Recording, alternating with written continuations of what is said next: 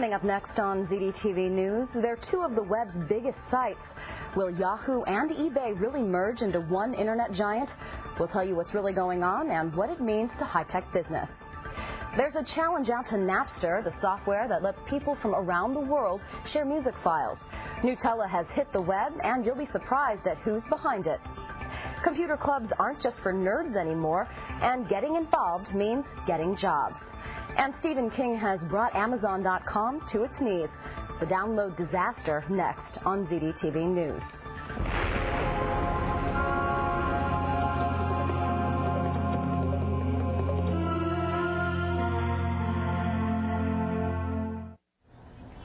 Hello, I'm Victoria Racano. This is ZDTV News. America Online is apparently working on its own version of Napster, the popular and controversial web software for trading music files. It was developed by the same engineers who are also responsible for Winamp, one of the most popular MP3 players.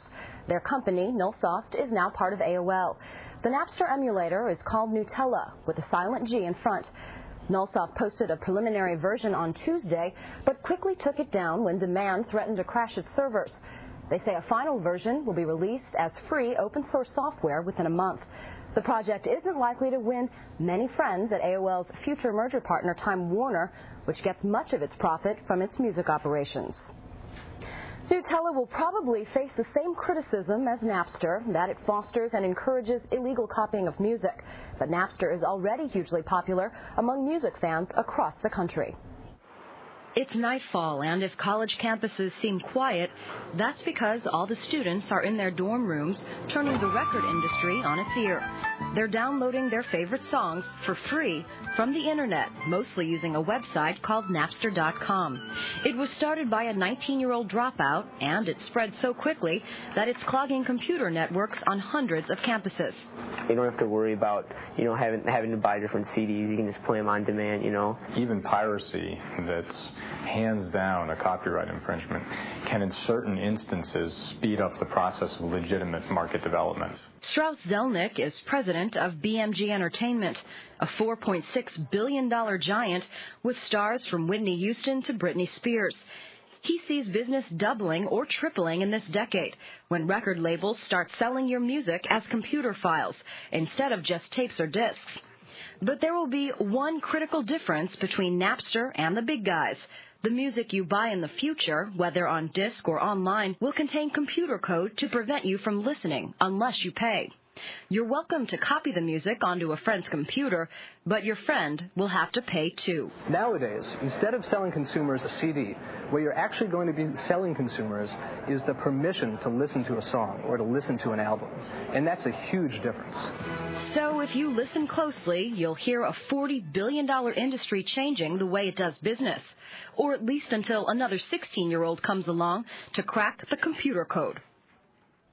Two of the most bitter rivals in the streaming media market have reached an agreement. Real Networks will now support Microsoft's Windows Media, but the two companies are now disagreeing on what the agreement means. Erica Hill joins us now to help sort it out. Erica? Hi, Victoria. From the minute this story broke late Tuesday, Microsoft and Real Networks have been involved in a new struggle. Former technology and software rivals, the two companies are now waging a he said, she said campaign to explain what this deal really means. Real Networks is one of Microsoft's most pronounced rivals. When testifying during the Microsoft antitrust hearings, the streaming media company's CEO, Rob Glazer, a former Microsoft exec, blasted the software giant. I'm here today because, regrettably, I believe Microsoft is taking actions that create obstacles to the freedom and openness of the Internet. These actions taken by Microsoft, unless fully remedied, will make the computer world less friendly, less useful to customers, and will slow down technical innovation. I'm here because Microsoft is taking actions that simply stop our company's products from working for computer users around the country and all over the world. No surprise, many were floored on Tuesday when Microsoft said Real Networks was licensing some of the technology behind the Windows Media audio format. But this isn't the first time Real has supported an alternate audio format. Windows Media is actually the 9th codec to be licensed by Real. And remember, this is just a codec. It's a way of compressing data into an audio stream. It's not a pact between the two to share software or players, which is usually how a story about the two companies goes. Tuesday's alliance just makes the user experience easier because the Real player will now recognize Microsoft Stream, and Microsoft has the option to do the same. It's not a question so much of Real Networks trying to compete software versus software. It's who's going to actually own the advertising real estate around streaming content. I mean, they're trying to become a content portal. Initially, users will be able to play Windows media streams on the Real Jukebox software. So far, no word from Microsoft on their plans for using a Real audio codec. Now, we should see support for the Windows Media Audio Codec on the Real Jukebox sometime later this year. And again, Real is stressing this has nothing to do with the Windows Media Player software, only the audio codec. Victoria? Thanks for that report, Erica.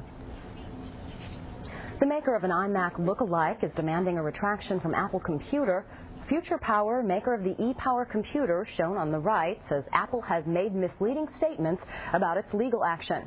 Apple accused Future Power of copying the iMac's design. Just last week, Apple said it had obtained a worldwide injunction against the ePower. But Future Power says the agreement was made with its corporate parent Daewoo and that it still plans to fight Apple's legal action. Network Solutions has been hit with a $1.7 billion class action lawsuit. The suit claims the $70 fee charged by NSI to register domain names violates the U.S. Constitution. Canadian newspaper Globe and Mail reports 8 people are behind the suit, which was filed in a California court. The group's lawyer says the fees are a blatant use of monopoly power since they aren't authorized by Congress. But NSI says the lawsuit seems similar to previous ones that have already been dismissed by the courts. If the tech industry doesn't come up with a strong proposal for protecting online privacy, the government will do it. That's the word from Federal Trade Commissioner Orson Swindle. He told a group at the Global Internet Summit in Washington, D.C., that all CEOs should personally inspect their company's privacy policy. And if the industry doesn't shape up, the government will have to step in. Swindle says right now government regulation is premature, but consumers should be concerned about the use of their private data. Insider stock trading has apparently moved from the back room onto the internet. Coming up, allegations of an elaborate online scheme and why 19 people could end up behind bars. And the best college basketball teams will fight it out on the court, but internet journalists won't be there for the fun. Why they're banned from the NCAA tournament next.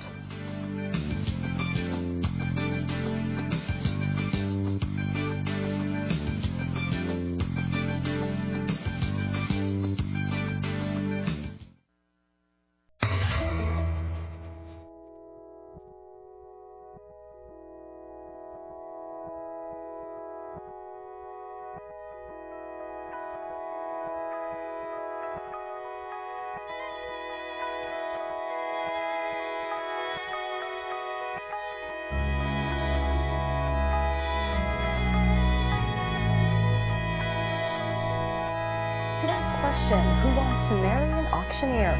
eBay has reportedly been shopping for partners, but the web's top sales site has reportedly been jilted by the web's top portal. Jennifer Mack has been checking out this tale of checkered corporate romance. Jenny? Victoria, back in January, when the internet world was reeling from the merger of America Online and Time Warner, rumors abounded that Yahoo would be next. Those rumors have resurfaced this week with reports that Yahoo was in talks to merge with online auction giant eBay. It seems Yahoo founder Jerry Yang may have a case of mega merger envy after watching rival Steve Case team up with Time Warner last January. Rumors are flying that Yahoo and auction giant eBay are talking about joining forces. It's a merger that makes a lot of sense between Yahoo and eBay because they both have leadership positions on the internet. Both Yahoo and eBay have issued a firm no comment to the rumors. The latest reports say the talks are now at a standstill, but that hasn't stopped the speculation. They're both profitable, they both have community, they both have content, and they have commerce. And those are the 3 C's, and that's what the net's all about. So if you bring those two best of breeds together, it's a great combination. A merger of the two companies would likely be valued at over $110 billion. not exactly in the same league as the nearly $200 billion AOL Time Warner deal, but nothing to laugh about either. It's different because AOL partnered with an offline company, whereas Yahoo is partnering with an online company. So you retain that sort of internet multiple premium. And so I think that's a much better deal. Victoria, when the rumors were first reported yesterday afternoon, eBay stock took a jump in after-hours trading. Both Yahoo and eBay stock was down in trading today. Live in the newsroom, I'm Jennifer Mack. Victoria, back to you. Thanks, Jennifer. 19 people have been indicted in what federal prosecutors are calling the first criminal case of swapping inside stock information over the Internet. They are charged with making $8.4 million on illegal tips from a part-time graphics clerk on Wall Street. The clerk allegedly rummaged through garbage pails and other workers' desks at Goldman Sachs and Credit Suisse First Boston. Investigators say he gathered sensitive information about 23 mergers, acquisitions, and buyouts, and did his own research to break the security codes meant to shield the identities of the companies. Then he passed the information through private chat rooms and America Online's instant messaging system. Canada's Corel Corporation is facing a new class action suit from its shareholders. The company is already offering a settlement in 5 other cases.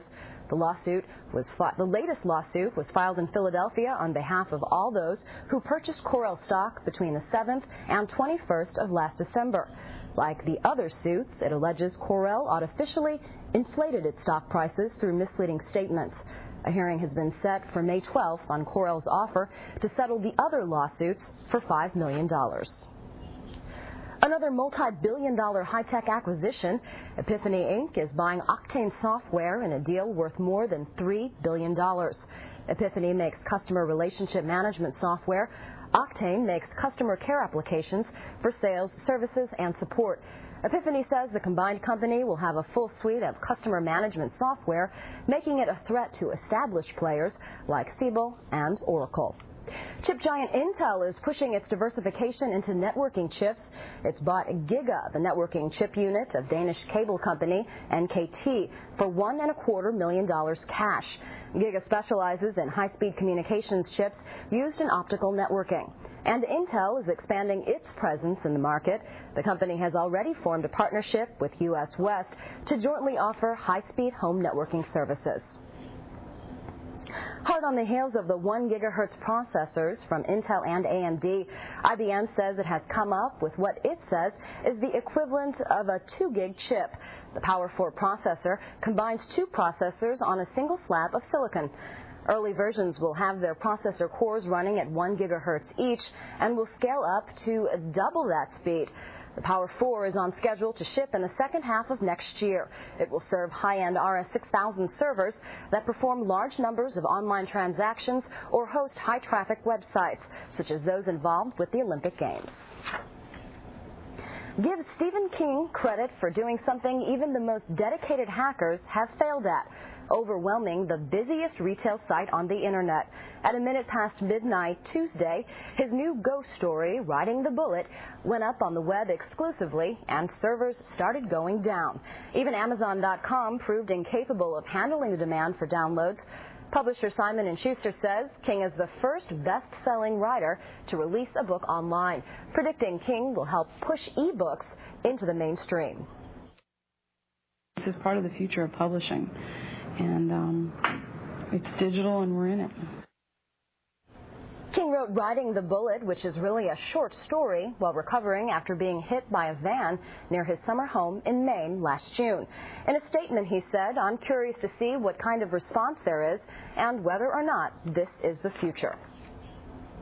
March Madness is turning into internet anger for web reporters hoping to cover the Final Four basketball tournament in Indianapolis. The National Collegiate Athletic Association is denying media credentials to all online media seeking access to the Division I men's basketball tournament. That includes anyone working for websites affiliated with TV networks, newspapers, and other media. The NCAA told the Associated Press, quote, "There's just a finite amount of seats and space, and there's no legitimate way to distinguish between legitimate and non-legitimate websites." And Bob Jones University is on the defense on the Internet. The BJU website no longer calls Catholics and Mormons members of, quote, cults which call themselves Christian. The statements were widely quoted after a campaign appearance on the campus by Republican presidential contender George W. Bush. Since then, the school has also dropped its ban on interracial dating. Learning about high tech has turned into a combat sport. Coming up, how these robots fought their way to Disneyland. And computers could be the key to 60% of future jobs. How do we get kids wired for work? The program that could make a difference. Next.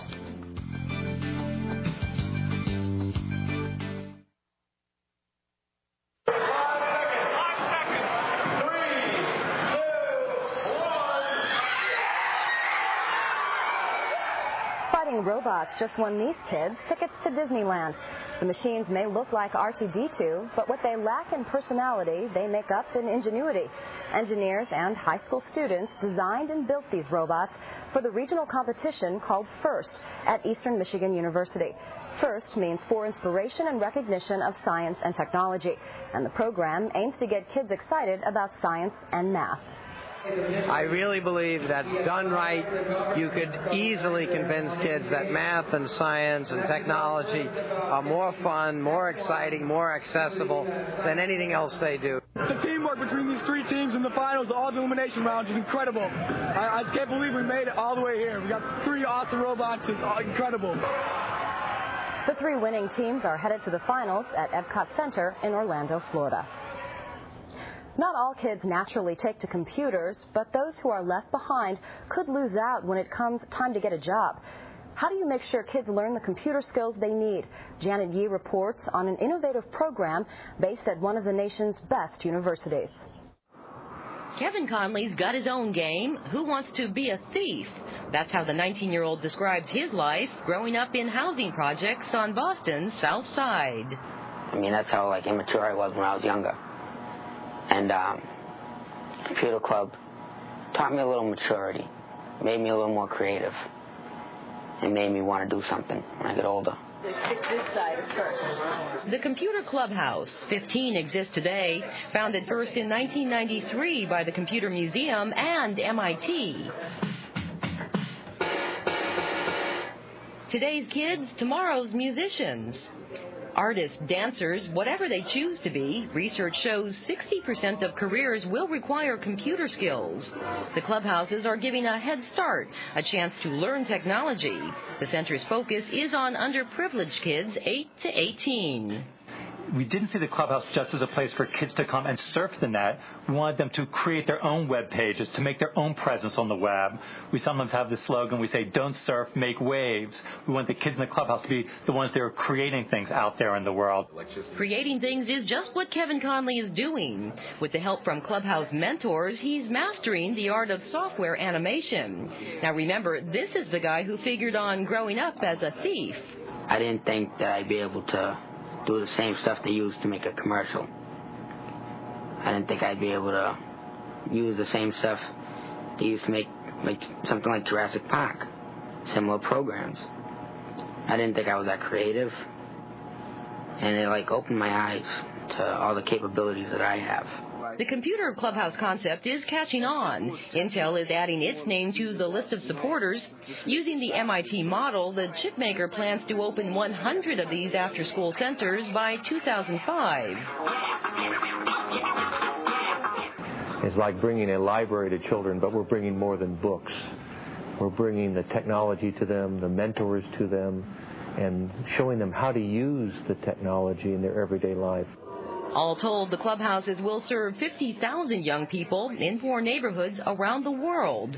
Intel plans to spend $20 million on the project, with 20 of the computer clubhouses opening this year. Janet Yee, ZDTV News. Another high-tech billionaire is trying to bridge the digital divide. Michael Saylor says he's planning to give millions of students an Ivy League education for free. Saylor is the CEO of MicroStrategy, a software company based in Virginia. And according to the Washington Post, he plans to provide $100 million to create an online university. Saylor envisions online courses that would include videotaped lectures from the world's geniuses and leaders. He says eventually he'd like his nonprofit university to become a cyber library of Congress. But as of yet, there is no structure, staff, curriculum, or final cost. Imagine that your hands shook so badly you weren't able to hold a glass of water without spilling it. Fixing a medical problem like that takes a risky brain surgery. But new computer software makes it safer and more effective. Stephen Reimer has the story from Oklahoma City. So right now I've done a presumptive target. This may look and sound like someone preparing to attack something. They are, but not what you think. This is a computer picture of a human brain, and Dr. Paul Francel is getting ready to operate. His mission? To stop the tremors racking Felton Previtt's body. He has what's called essential tremors. The surgery is called deep brain stimulation. The surgery that I do is unique in that it's really the only center in the world where we do so much extensive planning by computer. With the state-of-the-art computer software Francel and his team helped develop, the surgery will take less time than in other hospitals. How much less? The surgery I do upstairs will take about an hour and a half to 2 hours. The standard at many centers around the world is 12 hours or more. We're the only center in the world that will do 2 patients in a day. The software tells Francel exactly where to put a small probe used to stop the tremors. His accuracy, incredible, 100 microns. That's the width of a single human hair. Most amazing of all, the patient is awake during the surgery. The brain feels no pain. Francel constantly checks with the computer to make sure his aim is true, and the result? Amazing. Hold that right up there where you can see it. Can you see it there? That's great. Yeah. Okay, that's fantastic. You filmed what it was like before. You can't believe it? Less than 2 hours ago, Previtt couldn't hold the glass without shaking and spilling. Now he can. What do you look forward to doing the most? With that? I can toke on water and I can eat. After today, you can drink with a glass. It's the United Nations of Chess played out online. Coming up, Gary Kasparov takes on the world again.